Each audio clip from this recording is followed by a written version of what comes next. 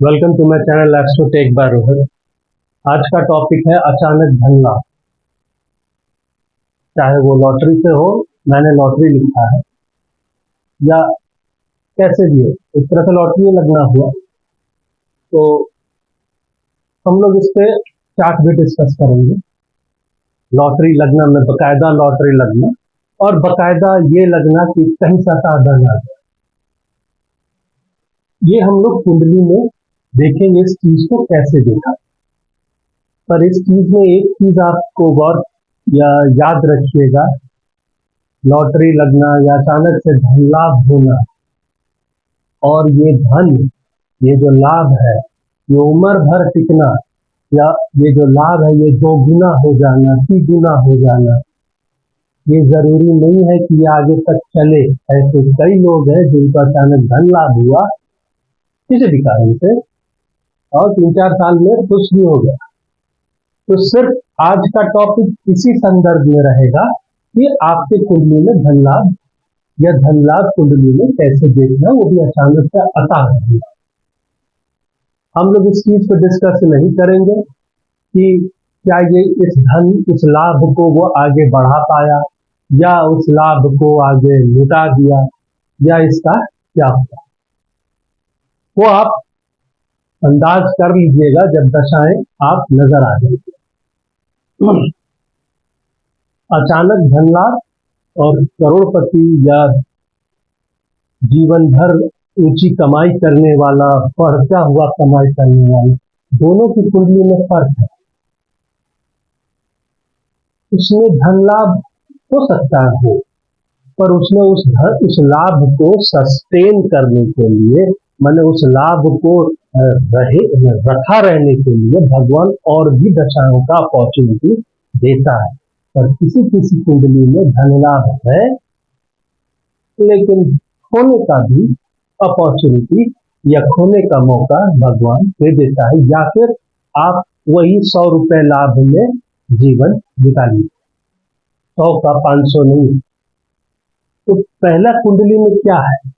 कुंडली में सबसे पहले ये देखना है कि एक तो आपका लगन स्ट्रांग होना चाहिए। स्ट्रांग का मतलब ये नहीं कि 100% नहीं, अबव एवरेज होना चाहिए। चाहे लगन हाउस या लगन लॉर्ड अबव एवरेज पोजीशन पे रहे। तो क्या हम इस पे सडबल देख सकते हैं, लेकिन आप ये भी देखिए उसका मेलेफिकनेस या ज्यादा तो नहीं है। D9 में पोजीशन अच्छा तो नहीं, मेरा अच्छा होना चाहिए। मेलेफिक इन्फ्लुएंस अगर है भी तो प्रोटेक्टिव इन्फ्लुएंस शुक्र या गुरु का हो उसको, वगैरह वगैरह। मैंने इस तरह से आपको देखें तो अबव एवरेज आप देखिए, स्ट्रॉन्ग दिख रहा है वेल एंड गुड है, पर अबव एवरेज भी ठीक है। लगन का स्ट्रांग होने का मुख्य कारण क्या है? अगर लगन स्ट्रांग है तो वही है ना कि जंग में जमीन मजबूत हुई। तो कुंडली में लगन अगर अबव एवरेज स्ट्रेंथ पे है तो ओवरऑल कुंडली में स्ट्रेंथ कहीं ना कहीं लगन लॉर्ड इस चीज को मदद करे। और प्लस उसका दूसरा रूप पकड़ी, भैया लगन रहेगा अच्छा तो आपका शरीर अच्छा रहेगा, उस चीज को ग्रहण करिएगा। लगने कमजोर है तो पैसा लेके मृत्यु कगार पे पहुंच गए तो क्या फायदा। तो हम लोग कुंडली में, अब सवाल ये उठता है कि हम लोग कुंडली में देखेंगे क्या, या कैसे देखेंगे। आप नॉर्मल कुंडली खोलिए, उसमें लगन को सबसे पहले एनालाइज करिए, बिना ये सब तिरकुटाई देख। सबसे पहले लगन देखिए, लगन लॉर्ड किधर है, किधर भी है, 6, 8, 12 में भी है तो उतना हड़बड़ाने का जरूरत नहीं। अगर इधर में है, इधर में है, कहीं पर भी है, बस उसका प्रोटेक्शन चेक कर लीजिए। D9 का पोजीशन चेक कर लीजिए, लगन का पोजीशन, लगन लॉर्ड का पोजीशन आपने देखा, इसको एनालाइज किया कि नहीं इसका प्रोटेक्शन भी है, लगन हाउस भी प्रोटेक्टेड है कहीं ना कहीं से, लगन आपके अच्छे नक्षत्र में है, D9 में भी लगन लॉर्ड अच्छे पोजीशन पे है, या फिर आप बोल लीजिए लगन और D9 दोनों वर्गोत्तम कुंडली है, मैंने D9 का लगन और मेन लगन बराबर है, वर्गोत्तम कुंडली है, ये भी एक तरह का स्ट्रॉन्ग लगन होता है। तो आपने ये देख लिया। अब धन लाभ, तो सबसे पहले स्ट्राइक करेगा धन का घर ये है, लाभ का घर ये है, पर इन दोनों को देगा कौन? इसलिए नसीब, नसीब बहुत बड़ी चीज है। दुनिया जो कहे, अगर नसीब है तो टैलेंट दिखेगा, अगर नसीब नहीं है तो टैलेंट नहीं दिखेगा। तो जो दिखता है वही दिखता है। नसीब मायने रखता है। मेहनत तो रिक्शा वाला भी बहुत करता है, और नसीब खराब। अब मेरी बात समझिए, नसीब होना चाहिए। हम ये नहीं कह रहे 100% सारा कुछ ही नसीब है, पर नसीब का हिस्सा है। नसीब ही टाइमिंग डिसाइड करता है आपका, कब आपको मिलेगा, सही वक्त पे मिलेगा तो मिलेगा ही। तो नसीब के लिए ये भाग्य है, ठीक है। तो अगर देखा जाए, एक तो लगन, ठीक है, धनेश, धन भाव, 11th भाव, नवम भाव, ये मेरा अपना है। हम दुनिया क्या बोलती है हम उसको उतना नहीं जाए। मेरा कंक्लूजन यही है कि ये तीन चीज आपमें होना चाहिए। ये स्ट्रांग होना चाहिए। इसके लिए आप सेकंड लॉर्ड को देखें, सेकंड भाव को देखें, और इसका कारक गुरु को देखें। तो आप शुक्र को भी देखें, क्योंकि जब धन आता है तो आदमी वैभव के पीछे भागता है, कपड़ा लगता है, परफ्यूम है ना, जेवर, गाड़ी खरीदता है, ये सब खरीदता है। गुरु शुक्र को देखें, कारक इस घर का गुरु शुक्र भी है, ठीक है। सेकंड हाउस, सेकंड लॉर्ड और कारक। 11th के लिए 11th लॉर्ड, 11th हाउस और गुरु। नवम के लिए 11th house, 11th Lord and गुरु। तो ओवरऑल में आप गुरु और शुक्र को नापिए कारक के लिए। कुंडली में शुक्र अगर अच्छा है तो वैभव मिलेगा, गुरु अच्छा है तो नसीब भी मिल सकता है, ग्रोथ भी मिल सकता है, सब कुछ मिल। ये तीन और ये लास्ट, हम अष्टम को भी जोड़ने के लिए बोलते हैं, क्योंकि ये घर जो है ये अचानक के लिए, यहाँ पर कुछ भी मिल सकता है, मौत भी मिल सकता है, स्वर्ग भी मिल सकता है, नर्क भी मिल सकता है, सब कुछ दे सकता है। ये ब्लैक होल है, यहाँ हीरा भी है तो कोयला भी है, कोयला भी है तो कूड़ा भी। ये सारे लोग जो भी बोले ये जीवन के लिए चाहिए, पर अगर ये अच्छा है ना, ये चमका देगा आपको अचानक, क्योंकि ये नवम पे भारी है, नवम का 12वां है, धनेश के सामने वाला है, और 11th का 7, 8, 9, 10, 11, 11वां का 11वां। कभी कभी अगर भाग्य भी साथ ना दे, ये अगर साथ दे दे तो भी आप झुक करके जेट ट्रेन की तरह ऊंचा भाग। तो आते हैं पॉइंट पे, कुंडली में क्या देखिए। कुंडली में आपका सबसे पहले लगन देखिए, ठीक है, जिसको देखिए, इसको देखिए और इसको सिर्फ एनालाइज करिए, और कुछ नहीं। अभी दिमाग मत खराब, ये आपको अच्छा नजर आया, ठीक। अब जाइए दूसरी तरफ।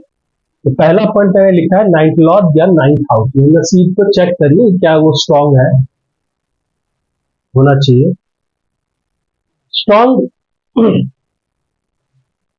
है तो अच्छी बात है। आप दोनों से चेक करिए, लगन से चेक करिए या चंद्र लगन से, दोनों से बैठा है। फिर चेक करिए second Lord and second house, क्या ये स्ट्रांग है। फिर चेक करिए कारक 9th हाउस का एंड सेकंड हाउस का। हम इसमें भूल गए हैं, आप 11th हाउस को भी लिख लीजिए, ठीक है। इन सब का कारक ये है।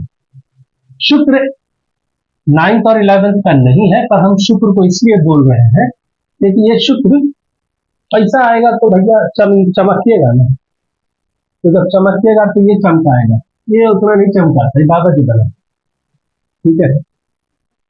ये तीन एनालाइज करने के बाद चौथे पॉइंट पे जाइए और ये चेक करिए, क्या सेकंड लॉर्ड, 9th लॉर्ड या 11th लॉर्ड या हाउसेस, ये तीन हाउसेस आपस में संबंध बना रहे हैं क्या? तो संबंध कैसा? संबंध नक्षत्र के थ्रू, दृष्टि से, एस्पेक्ट के थ्रू, कंजंक्शन, राशि द्वारा मैंने एक दूसरे के राशि में बैठे हैं, या इसका राशि लॉर्ड उसमें बैठा है ना, जिसको हमें डिस्पोजिटर सॉरी कहते हैं, या नवमांश द्वारा, यानी ये इसके नवमांश में, ये इसके नवमांश में, इस तरह से नवमांश लॉर्ड बन रहा। मान लीजिए 11th लॉर्ड 9th लॉर्ड का नवमांश लॉर्ड बन रहा है, या सेकंड लॉर्ड 11th लॉर्ड का नवमांश लॉर्ड बन रहा है, या ये बन रहा है। इससे रिलेशनशिप जनरेट हो। पांचवा पॉइंट क्या है? टाइमिंग, सही मौका और सही वक्त। हम बोलते हैं 40 की दशा में लगे, 40वां में लगे, या 50 की दशक में लगे। कारण क्या है ना, 20 का दशक किसी के जीवन में, 20 का और 30 का ना, जो सीला दशक आगे बावला सांड की तरह घूमता है, ठीक है ना। तो हम ये कहते हैं 40 तक आदमी सारा धक्का खा चुका होता, इंसान की किस्मत चमकनी चाहिए 40 के बाद, तब आदमी होश में रहता है। 50 में चम के और होश में आ जाता है। 60 में तो पूरा तरह से ठंडा एकदम शरीर पे। तो 40, 50, 60, कुछ हद तक 70 मान लीजिए। 90 में लगे तो कोई फायदा नहीं, जाने का टाइम हो गया। उस समय आपको 90 लगा तो आप बोलेगा सारा जाने का समय हो रहा है। दशा होनी चाहिए, तो दशा किसकी होनी चाहिए? 9th Lord, 2nd Lord, 11th Lord, या उनमें बैठे ग्रहों की होनी चाहिए, चाहे 9th हाउस। लेकिन ग्रह बोलिएगा तो कहीं मैलेफिक भी बैठ जा सकता है। तो हम ये कहते हैं कि सिर्फ आप वो पकड़िए, दशा 9th Lord, 2nd Lord, 11th Lord की लगे, या फिर उस ग्रह की लगे, शुभ ग्रह की, जो आपके कुंडली में योगकारी ग्रह है, उस ग्रह की लगे, जिनको ये तीनों में से कोई ना कोई देख रहा हो, या तीनों देख रहे हो, या तीनों संबंध बना रहे हो। ये ग्रह भी दे सकता है इन तीनों के असर के कारण। क्या तीनों दे दे, बहुत अच्छी बात। कोई 2 दे तो भी चलेगा, समझे? जरूरी नहीं है कि तीनों ही दे। तो या तो ये लगे, या ये इससे ग्रह की लगे जो इन सबको इन्फ्लुएंस कर रहा है। और छठा पॉइंट क्या है? आपकी कुंडली थोड़ी धनकारी योग भी हो उसमें। एवरेज कुंडली को लॉटरी नहीं लगता है, ये लिख लीजिए। भगवान बहुत स्मार्ट खिलाड़ी है। 90% एवरेज कुंडली है, 10% जोरदार कुंडली है, और उसमें 10% में भी 3 या 4% जबरदस्त जोरदार। ये भगवान बैलेंस मेंटेन। तो धनकारी योग होना चाहिए, चाहे जैसे केंद्र त्रिकोण का कुछ योग बन जाए, 2nd लॉर्ड 11th लॉर्ड का संबंध बन जाए, उसी में 9th लॉर्ड का भी एक कॉम्बो बन जाए। तो ये धनकारी योग होना चाहिए। जो कोई बोलता है कुबेर योग, लक्ष्मी योग, जो भी हो, हम याद नहीं रखते, पर हम ये, क्योंकि यही मैथ्स है, फॉर्मूला याद रखिए, सब कुछ ठीक है, याद रखने की जरूरत नहीं है। जिस तरह फिजिकल टू MA हम लोग लिखते हैं ना, force is equal to mass into acceleration, इसके लिए हमको न्यूटन को याद रखने की जरूरत नहीं। सब ये लॉ ऑफ मोशन जिसको हम न्यूटन बनाया तो ठीक है, याद आ गया, हम याद रखिए, नहीं आया तो कोई दिक्कत नहीं, लॉ ऑफ मोशन लिखते भी आंसर करेक्ट। ये 6 पॉइंट को याद रखिए। अगर ये 3, 4, 6 पॉइंट स्ट्रॉन्ग है, टाइमिंग सही है, आपको लाभ मिलेगा। किससे मिलेगा वो अलग विषय है, लेकिन लाभ, धन लाभ का समय शुरू। किसी की लॉटरी लग जाएगी, किसी का बाप पैसा दे देगा जोरदार, या इनहेरिटेंस में आ जाएगा, या बीवी के थ्रू मिल जाएगा जोरदार, तो है ना, कुछ भी हो सकता है, पर आपको धन लाभ मिलेगा, एक लॉटरी लग जाएगी। ठीक है, तो अब हम लोग चलते हैं कुंडली। कुछ कुंडलियां लॉटरी लगने की होंगी, कुछ कुंडलियां इनहेरिटेंस के थ्रू है, कुछ कुंडलियां अचानक से बाप पैसा दे दिया, ऐसे है ना, इस तरह से ससुराल से पैसा मिल गया जोरदार। पर हम लोग उस संदर्भ में नहीं बात करेंगे, डिस्कस नहीं करेंगे क्या उसके बाद क्या हुआ, वो पॉइंट ऑफ व्यू नहीं, ठीक है। डिस्कशन सिर्फ लाभ। चलिए आइए अब एक एग्जाम्पल चार्ट से इस चीज को समझते हैं। ये बर्थ चार्ट है। अगला आदमी 1953 का जन्मा है, रात का 10:30 बजे। डिटेल्स आपको यहाँ पर दिखाई दे रहा है। फर्दर डिटेल्स आपको डिग्री का जो है लगभग 15 डिग्री 15 मिनट है, तो मैंने 15 मिनट किया हुआ। इसी तरह से ये D9 चार्ट है और ये लगन चार्ट। अब यहां पर हम लोग देखते हैं कि इसका सेकेंड हाउस, इसका 9th हाउस, इसका 11th हाउस, कुछ हद तक 8th हाउस। क्या ये तीनों को एनालाइज करें। अब हम सेकेंड हाउस को देखें। सेकेंड हाउस पे सेकेंड लॉर्ड गुरु जो यहां बन रहा है,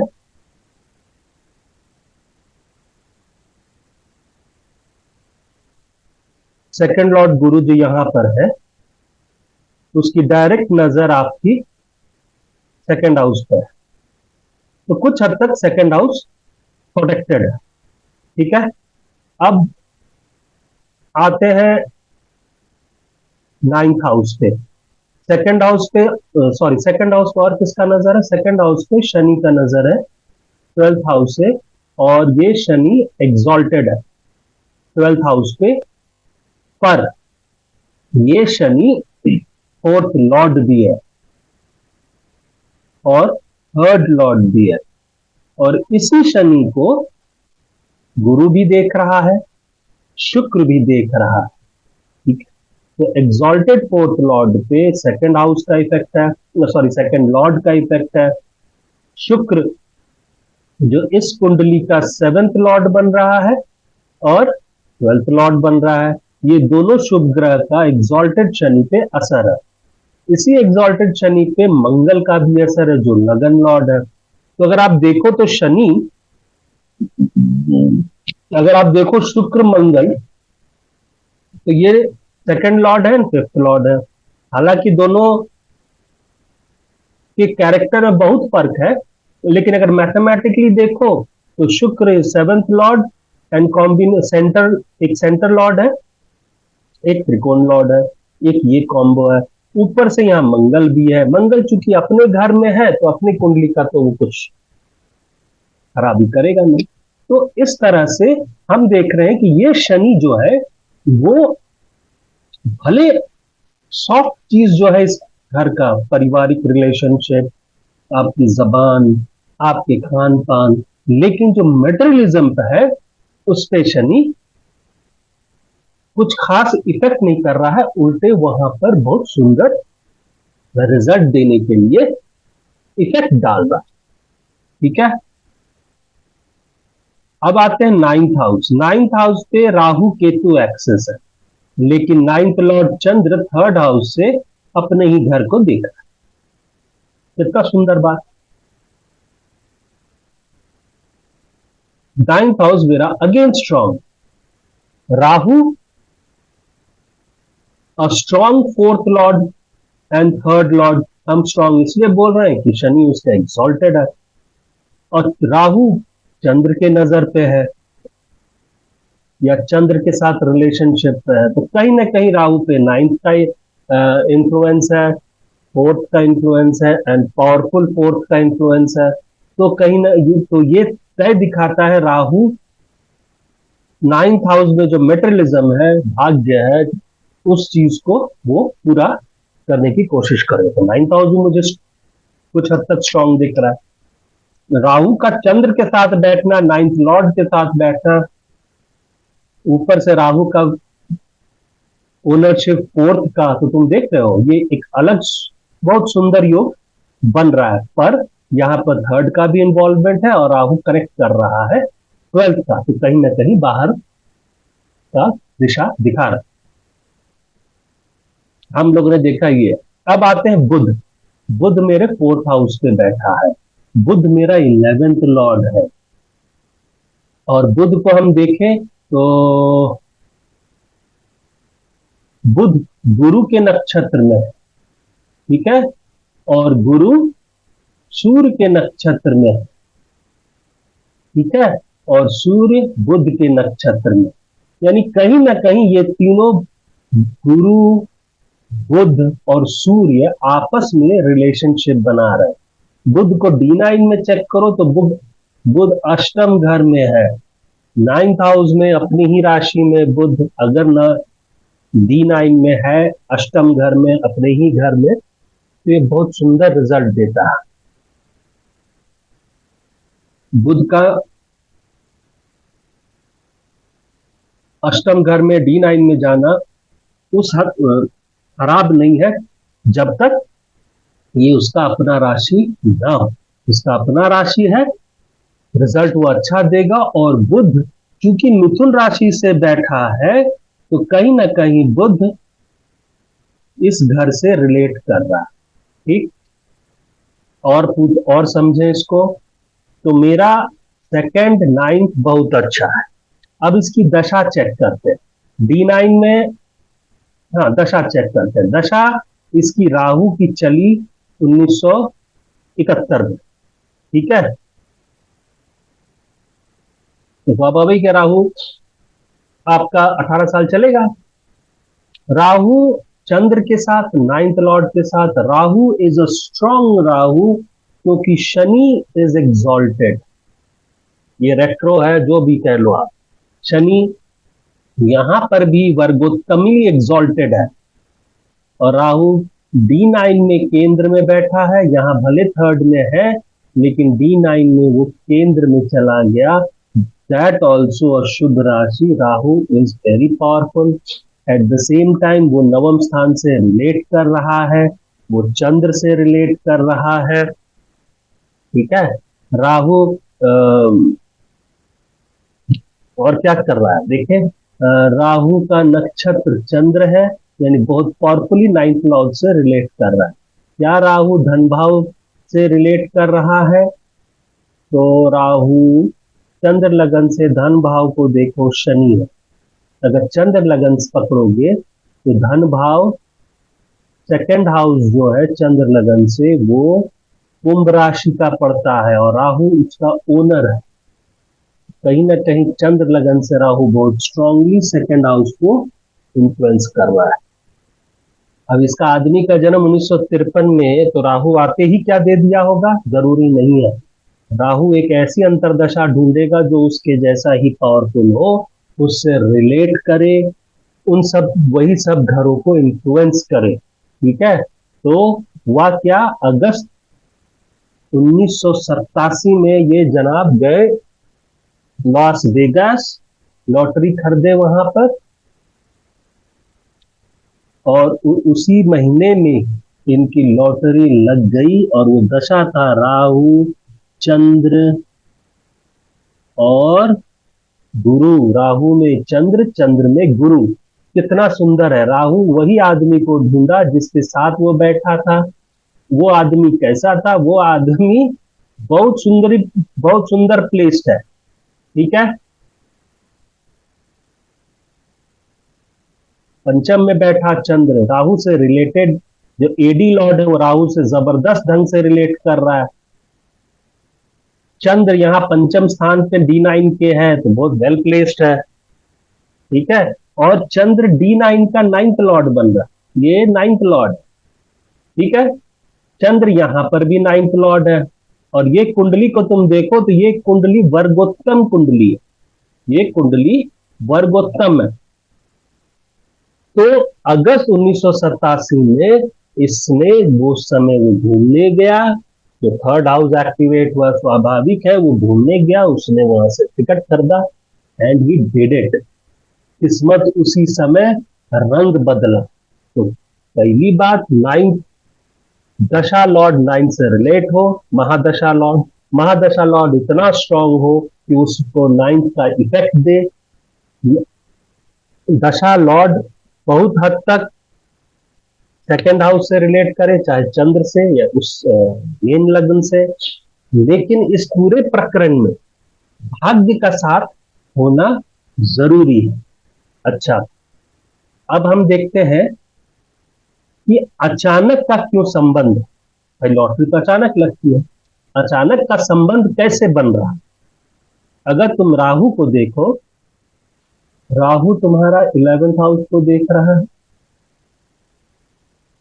राहु 9th से रिलेट है, राहु का डिस्पोजिटर 12th हाउस बैठा है बट एक्सॉल्टेड है, राहु का नक्षत्र लॉर्ड चंद्र उसी के साथ बैठा है, राहु के नक्षत्र में कोई नहीं है, राहु बहुत हद तक D9 में शुक्र की राशि वृषभ राशि पकड़ा हुआ है, जो इस 7th हाउस दिखाता है। तो राहु 8 से तो संबंध नहीं बना, लेकिन राहु 11 इस जगह से, 9th से और D9 में चंद्र से इस जगह पे वो रिलेशनशिप सेकंड हाउस का धन से रिश्ता बना रहा है। अब आते हैं चंद्र। क्या चंद्र मेरा 8 से रिलेट कर रहा है? तो अगर चंद्र को देखो तो चंद्र को देखो तो चंद्र 9th को कनेक्ट कर रहा है। चंद्र क्या 11th हाउस से कनेक्टेड है? तो चंद्र को देखो तो चंद्र सूर्य के नक्षत्र में है, और सूर्य चंद्र जो है, तुम देखो ये वाला चंद्र सूर्य के नक्षत्र में है, और सूर्य जो है वो 11th हाउस बुध के नक्षत्र में। चंद्र को यहां देखोगे तो चंद्र क्या दिख रहा है? वो 9th हाउस में बैठा है, D9 के, बहुत सुंदर प्लेस है। चंद्र बैठा कौन सी राशि में है? तो चंद्र बैठा है गुरु, गुरु उसका नवमांश लॉर्ड बन रहा है। चंद्र धन, इसका मतलब धनेश चंद्र का नवमांश लॉर्ड बन रहा है, और चंद्र बैठा है मीन राशि में। मीन राशि आपकी पंचम स्थान पे है, ठीक है। तो ये जो पंचम स्थान है, जो प्रारब्ध को कनेक्ट कर रहा है नवम से सेकंड हाउस से, ये चंद्र बहुत सूटेबल कैंडिडेट है। बस एक पीडी ढूंढना है, तो पीडी गुरु का ही बहुत अच्छा है, पीडी बहुत हद तक शनि का भी बहुत अच्छा है। राहु में चंद्र में इन्होंने जीता, उसके बाद इन्होंने जीता गुरु में शनि। इन्होंने खरीदा टिकट गुरु में था, रिजल्ट डिक्लेयर हुआ गुरु में शनि में, और ये लॉटरी जीत गए।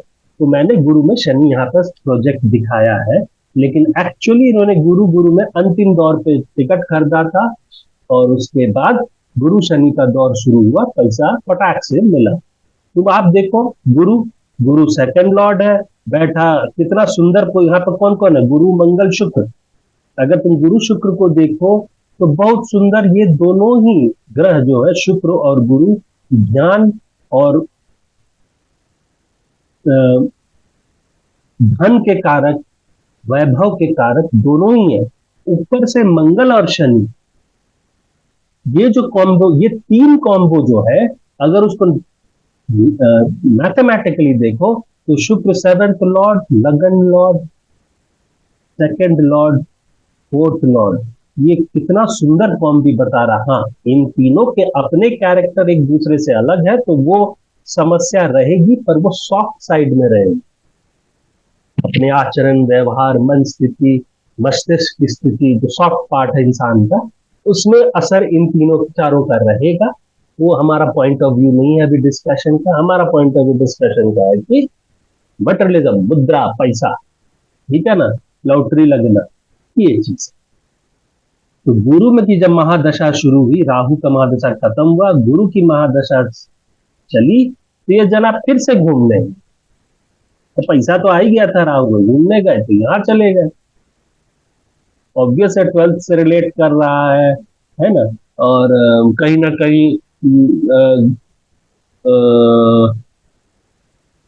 गुरु की राशि में चंद्र बैठा है, वो 9th लॉर्ड है, तो गुरु में घूमने गए, फिर से वहां जाके टिकट ले लिया। टिकट लिया तो राहु गुरु में राहुल, सॉरी गुरु में टिकट लिया, गुरु और शनि की दशा, शनि का अंतर लगा और ये फिर से लॉटरी जीत गए।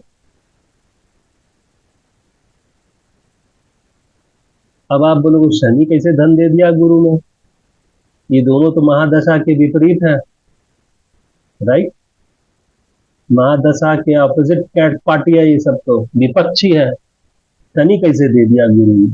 देखो शनि, एक तो ये exalted Shani, fourth lord Shani is aspecting second house और getting aspected from second lord, और ऊपर से शुक्र और गुरु, तो कहीं ना कहीं ये, और शनि देखो वर्गोत्तमली प्लेस्ड है D9 में भी, तुला राशि में, यहाँ भी तुला राशि, और शनि के घर है कौन? सूर्य, 10th लॉर्ड। तो तुम अगर देखो शनि को, शनि ऐसे तो है और विपक्षी, पर उसके साथ सामने बैठा है मोदी जी, उसके सामने बैठा अमित शाह, उसके सामने बैठा है राजनाथ। तो ये आदमी चाह के भी क्या कर ले, चाह के यही करेगा, मुंह चिढ़ाएगा, अगला आदमी परेशान रहेगा। लेकिन ये तीनों पार्टी उससे सारा चीज साइन करा लेंगे, है ना। तो सॉफ्ट पार्ट में परेशान कर सकता है, लेकिन मेटेरियलिज्म में फाइल पास करा दे। तो शनि बहुत सूटेबल कैंडिडेट है, वो गुरु से, वो महादशा लॉर्ड से रिलेट करें। नक्षत्र में आके देखो तो शनि मंगल के नक्षत्र में, ठीक है, और शनि किसका, और शनि खुद जाके किसके नक्षत्र में, मैंने शनि के नक्षत्र में कौन है? तो शनि के नक्षत्र में केतु है। केतु मेरा कहाँ है? 9th प्लेस पे, शनि फिर 9th से रिलेट है। तो कहीं ना कहीं अगर आप देखो तो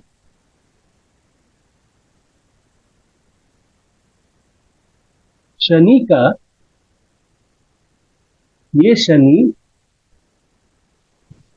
और 10th लॉर्ड शनि 10वें घर से रिलेट कर रहा है। शनि का जो शनि जिसका नवमांश लॉर्ड बन रहा है, शनि बन रहा है नवमांश लॉर्ड किसका? सूर्य का, वो जाके पंचम स्थान पे बैठा है। ओके, शनि का नवमांश लॉर्ड कौन है? शनि का नवमांश लॉर्ड शुक्र है, वो उसी से रिलेशनशिप बना रहा है। शनि किसके नक्षत्र में है? मंगल के, मंगल से डायरेक्ट रिलेशनशिप में है। मंगल क्या है? मंगल मेरा लगन लॉर्ड है, ठीक है, मंगल मेरा D9 का भी लगन लॉर्ड है। शनि मेरा वर्गोत्तम है और शनि गुरु से रिलेट। तो घूम फिर पे शनि के पास कोई उपाय नहीं है, बस वो कैरेक्टर पे, आचार विचार पे, थॉट प्रोसेस पे आहत कर सकता है, जेब पे आहत कर सकता है, लेकिन वो बहुत सक्षम है। क्या गुरु इतना सक्षम है कि वो भाग्य चमका दे? सवाल ये भी उठेगा। तो देखो, एक बात तो तय है, राहु ने मुद्रा दे दिया, अगला आदमी बचा हुआ, पैसा दे दिया भाई, मिलियन डॉलर्स, तो रईसी तो दे दी। क्या गुरु भी रईसी दे रहा है? गुरु धनेश है, वो फ्रेंडली राशि में बैठा, और चंद्र लगन से देखो तो गुरु चतुर्थ स्थान पे बैठा है। गुरु यहाँ पर D9 में कहाँ बैठा है? D9 में 6th हाउस में बैठा है, ठीक है, लेकिन D1 में D1 में 6th हाउस पे है, ठीक है, लेकिन D9 में कहाँ है? 2nd हाउस पे, और अपने ही घर में, ठीक है। और गुरु जिस राशि में बैठा है, धनु, खुद की राशि D9 में, वो मेरा यहां पर है नहीं। तो गुरु पावरफुल है, धन के मामले में वो दे सकता है, गुरु अपना रिजल्ट देने में सक्षम है, समझे। तो तुम बोलोगे गुरु मंगल और शुक्र से, शनि से अफ्लिक्टेड है, हाँ है। तो वो सॉफ्ट, गुरु के जो सॉफ्ट कैरेक्टर है, पढ़ाई लिखाई ये सब में, वो खुद का सोच की स्थिति, गुरु आपको थोड़ा सा बाबा जी टाइप बनाने की कोशिश करता है, वो सब में दिक्कत कर सकता है। लेकिन जहां मुद्रा मटेरियलिज्म की बात है, गुरु देने में सक्षम है। गुरु के घर में 2 आदमी बैठा है, एक 10th लॉर्ड बैठा है, और तुम अगर देखो एक 10th लॉर्ड बैठा है सूर्य, और कौन बैठा है, और D9 में गुरु किसका, और कोई यहाँ पर नहीं बैठा गुरु। D9 में गुरु 9th लॉर्ड का नवमांश लॉर्ड बन रहा है, चंद्र उसके राशि, यानी गुरु नवमांश लॉर्ड बन रहा है 9th का, गुरु राशि लॉर्ड बन रहा है सूर्य का, गुरु खुद अपने ही नवमांश लॉर्ड है, मैंने अपनी ही राशि में बैठा है। तो गुरु स्ट्रांग है पैसा कौड़ी और भाग्य चमकाने में। शनि उससे रिलेट कर रहा है, शनि आज वर्गोत्तम शनि है, ये जब भी आएगा कुछ ना कुछ कमाल करके जाएगा। ठीक है, तो इस हिसाब से हमने ये चार्ट को देखा। तो इसने 2 बार जीता, एक राहु चंद्र में जीता लॉटरी, और एक गुरु शनि में जीता 2 बार। अब तुम बोलोगे क्या ये करोड़पति उस पैसे को और बढ़ा लिया क्या, मैंने मान लो 100 रुपया आया क्या 500 कर लिया। देखिए यहीं पर कुंडली और प्रारब्ध आता है। जो आदमी लॉटरी जीता कोई जरूरी नहीं है कि वो जीवन भर करोड़पति। ठीक है, दशा जब तक है तब तक वो आपको देगी, लेकिन आने वाली दशाएं डिसाइड करेगी कि ये होगा कि नहीं होगा, कि आप इस पैसे को 100 का 200 किए, 200 का 300 किए, 400 500 600 बढ़ा पाए। जरूरी नहीं है, लॉटरी जीतने वाला कभी जितना मिला वही उसका लेवल उतना ही रह जाता है, जीवन भर उतने में ही रहता है। अब देखो गुरु के बाद कौन आएगा, शनि आएगा। शनि कैसा है, महादशा, वेल्थ एक्टिवेटेड है। बस आगे हमको कहने का जरूरत नहीं है। अब दूसरी कुंडली देखते हैं।